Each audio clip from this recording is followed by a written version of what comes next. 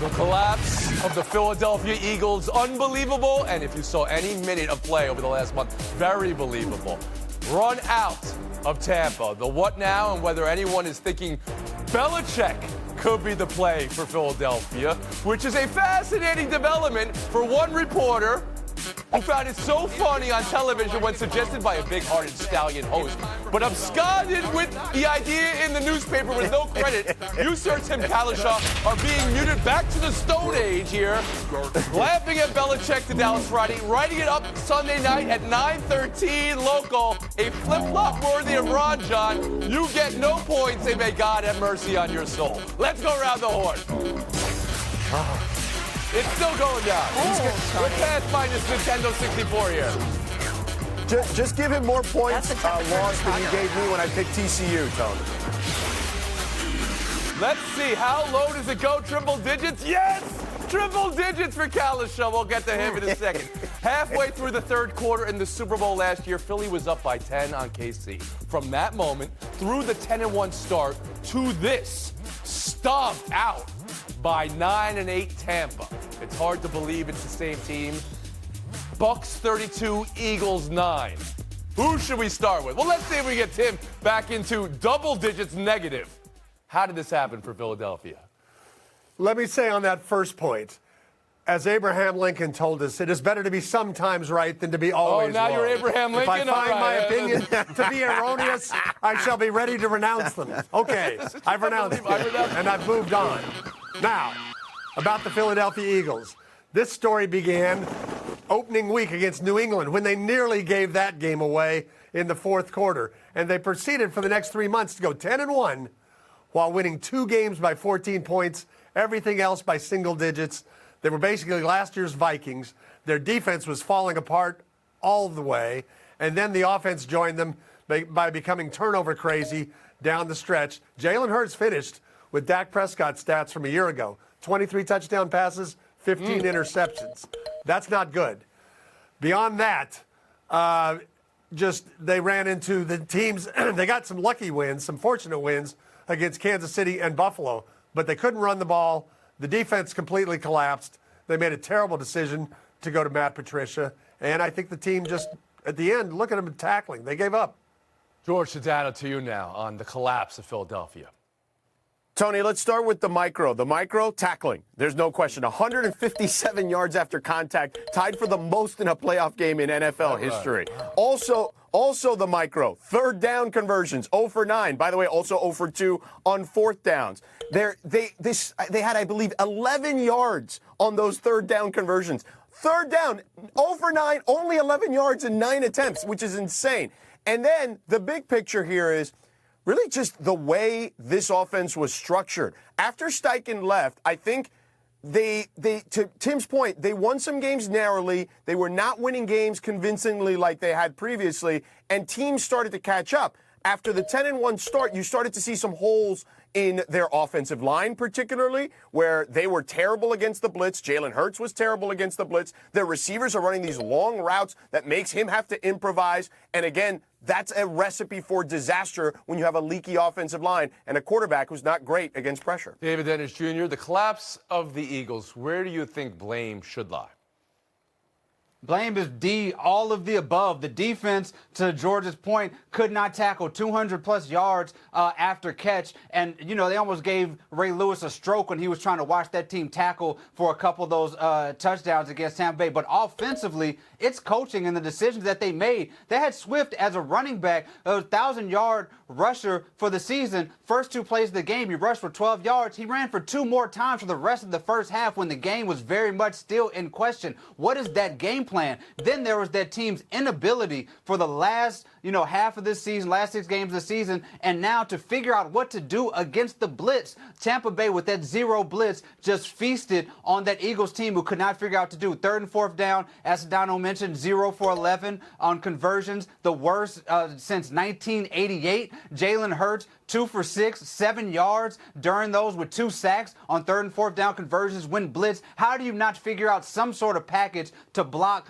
during that time? This was how the defense failed their coach, but the coach failed the offense with a game plan. And Emily Kaplan, it's unanimous, understandably, that this is a collapse of epic proportions for a team that was 10-1 and in the Super Bowl the previous year. Where does blame lie?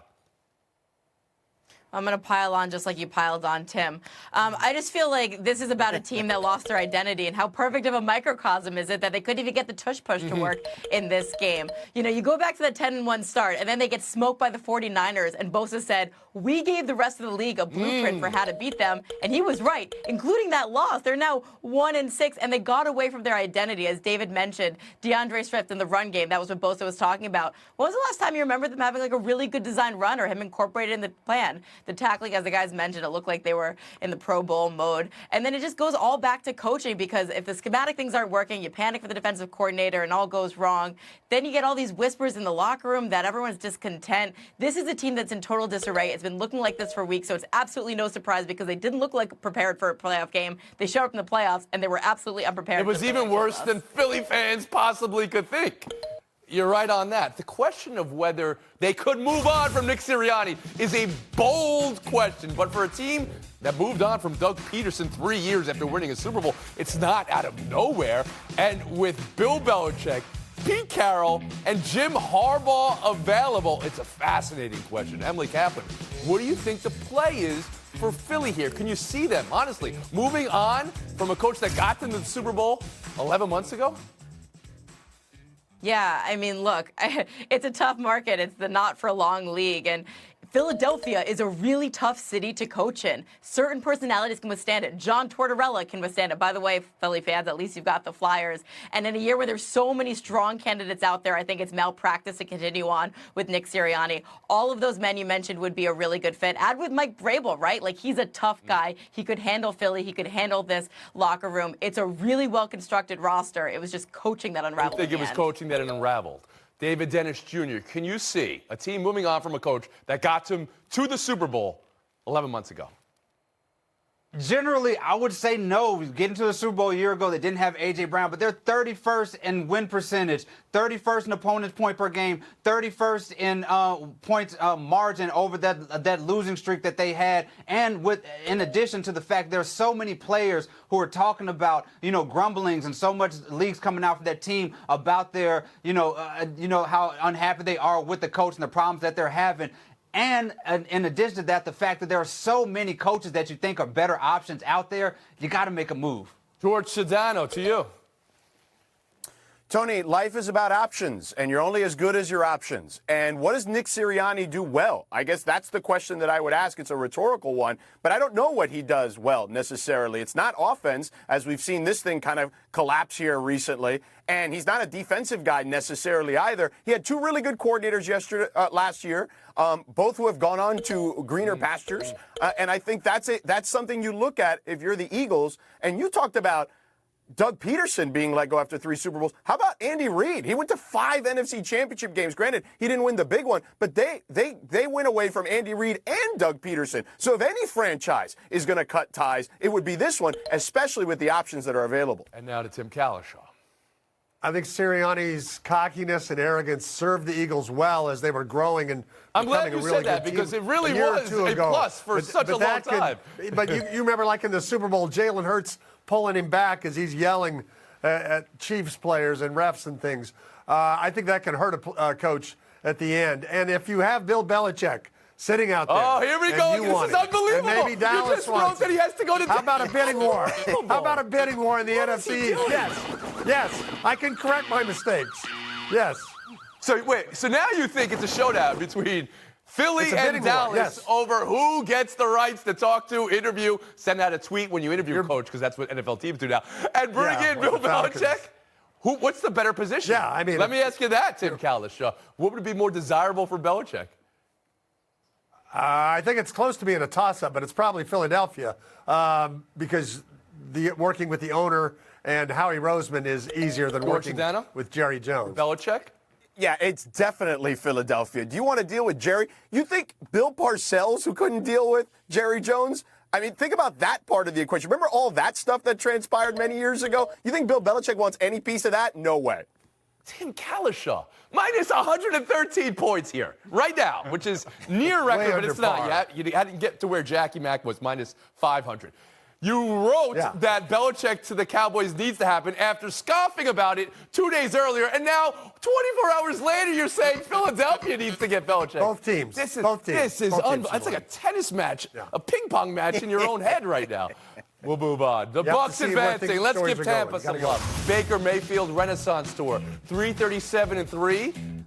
Let the acknowledgments be as loud as the doubts were, George Sedano. What's your number one takeaway from the Bucs after a win like this?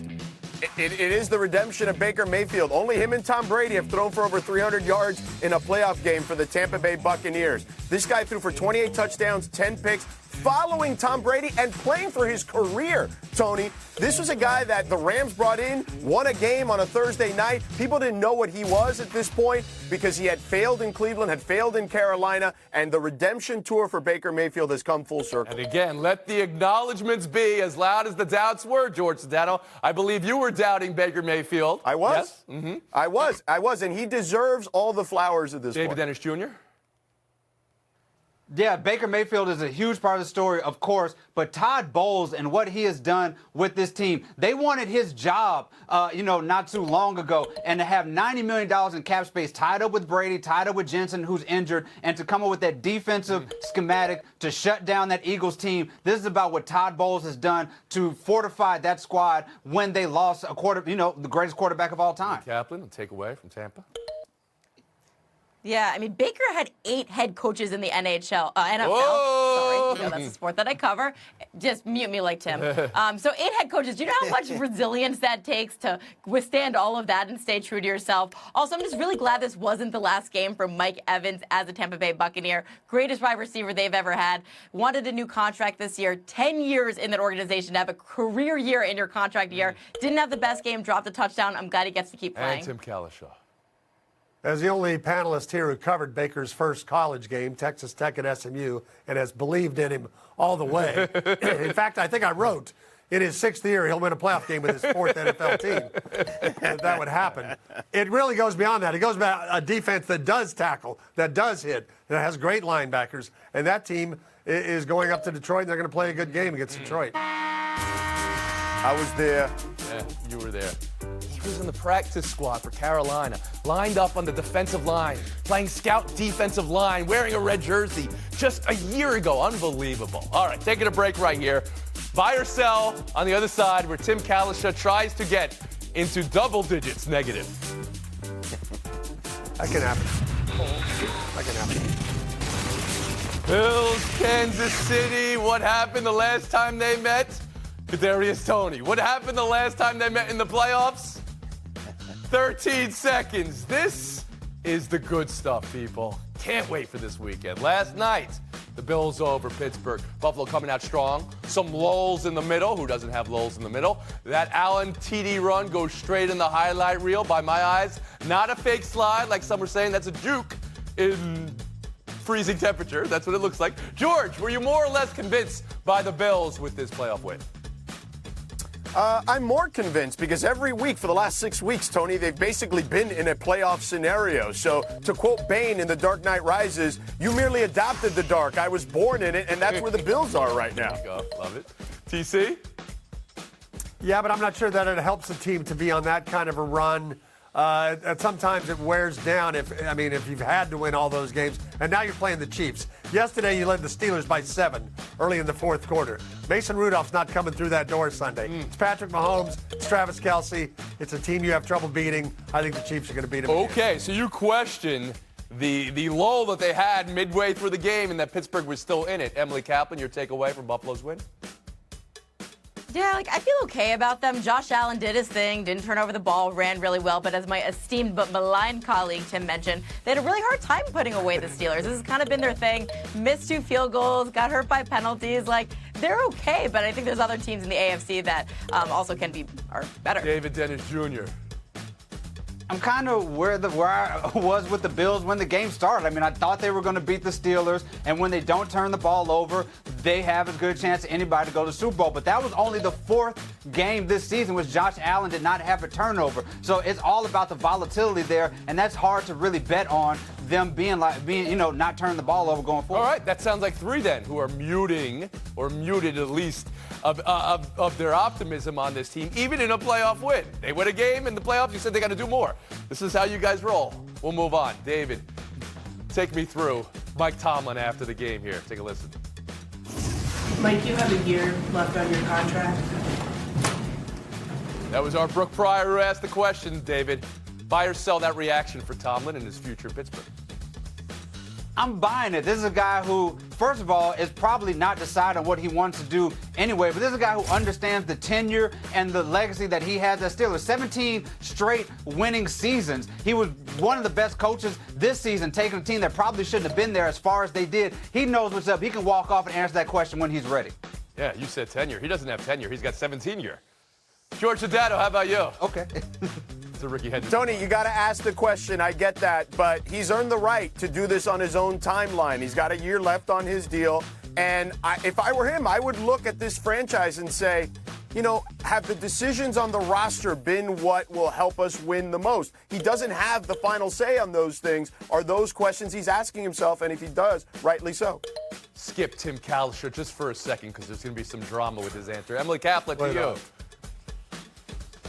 He could have handled it better. However, I see a coach in the moment that's really frustrated by this loss. As I said, his team played really hard. He's on his 3rd quarterback. Penalties killed him, and he's without his best player, TJ Watt. Again, he could have handled this better, but has Mike Tomlin said anything or shown anything over the last several years that hasn't showed that he's fiercely loyal to Pittsburgh? I assume he's going to be back. I think the overall feeling is they were not a threat this year, nor have they been a threat in any of the last.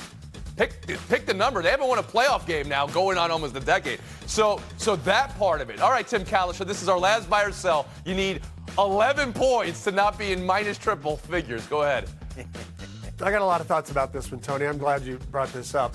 I asked Mike McCarthy. I'm the only one here who asked Mike McCarthy after Sunday's game about his job status, and he answered the question. You just say, I'm worried about the players in the locker room, and I'm thinking about the game. Okay. I'm not thinking about that. It's not that hard not to be rude and not to just walk off. As far as Tomlin, I agree with you, actually, that making the playoffs is fine, but there's 7 teams in each conference that make the playoffs now.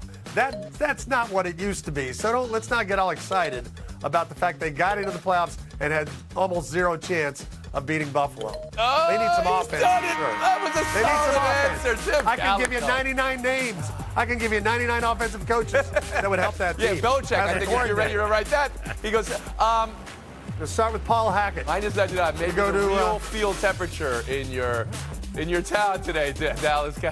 Cold. Yeah, it's real cold. It's cold. Tim, I love you. You know what? You know how much I love you. Thank you. Take it. You take it like anybody else, and you know the 2 most important things in life. Never rat on your friends, and always keep your mouth shut. That's it. David Dennis Jr., the drought continues. David Dennis Jr. hasn't made Showdown since he came to the set and touched the mute button. His drought continues. Our Showdown next is Emily Kaplan and George Sedano. Australian Open, there's a party court. What's a party court, you ask? This is a party court. Open bar. They ask you to be quieter, but it's still an open bar. Stefanos Tsitsipas has called it a weird concept, a distraction from keeping players out of the zone. He said it bothered him in the subconscious when he was on the court. George, party up or party down? Party up, Tony. Listen, I watched Gael Monfils play on that court over the weekend, and he balled out. He was vibing with the vibe they had on court 6. There's only 1,000 people there anyway, all right? Party up all day. This isn't the Waste Management Open. Let's go. Emily Kaplan? Yeah, the tennis season's really long. There's a lot of stops, and everyone has known for years that the Australian Open is the piss-up event. Shout out to my Australian former roommates for that one. Whoa, you can say that? That has to be a lot better than what they were getting. Yeah, I did. It's better than the Wii that everyone was booking the U.S. Open. It has to be better than that, right? We are living in a McAfee world, I guess, now. Heck the lungs. The answer is party down. Are we having fun yet? Which means party up. Nobody knows what I'm talking about. Party down was a great show. I wish it came back and really hammered it like it did in the old days. We'll give a point to each. We'll move on. This new trend in the NFL where teams brag about interviewing coaches. I alluded to it before. This is what it looks like. Falcons and Chargers flexing that they've interviewed Belichick and Harbaugh, respectively. Emily, do you think that helps or hurts those teams? Yeah, like I'm all for transparency. The Belichick one is just especially hilarious. Is this what finally gets him to wear a suit? Does he get a letter of recommendation from Kraft or Tom Brady? Like, do we finally get him to reveal his weaknesses? Like, what does a Bill Belichick interview look like? Okay. Tony, the most secretive people in the world are head football coaches. You think they want any of this publicity? Let's be real with this. Although I would love the Belichick to Atlanta because I would hope that he would do like a Southern drawl like Brian Kelly. That would be fantastic. This is, if anything, it hurts their chances of getting these guys, and this is comical. This makes them look so, oh, at least we interviewed you guys. No. Emily Kaplan, 30 seconds of face time. So you know I want to talk about hockey, and there's been so much good hockey this past month in the NHL, but also the PWHL, the new women's league that launches, that finally gives the professionalism and stage that some of the best players we've ever seen in this sport, like Hillary Knight and Marie-Philippe Poulin, deserve. The crowds have been great, the TV coverage has been great, and there's even goaltender interference controversies. It's a perfect hockey league. Congratulations, ladies. Continued success. Minnesota's been hot to start. Watch out for New York, though. Madison Packer, we know her from her Riveters days. All right, we got a little time here. David Dennis Jr., I just want to recap here. 2 months ago, he came to visit me in the set. And I said, you know, you can touch the screen, you can touch the mute button, but nobody who's touched the mute button has ever won ever since touching. And he's on a drought right now. He touched the mute button. Here it is, visual proof. And he's on a drought. We're on a 23th hour break. We'll see you tomorrow.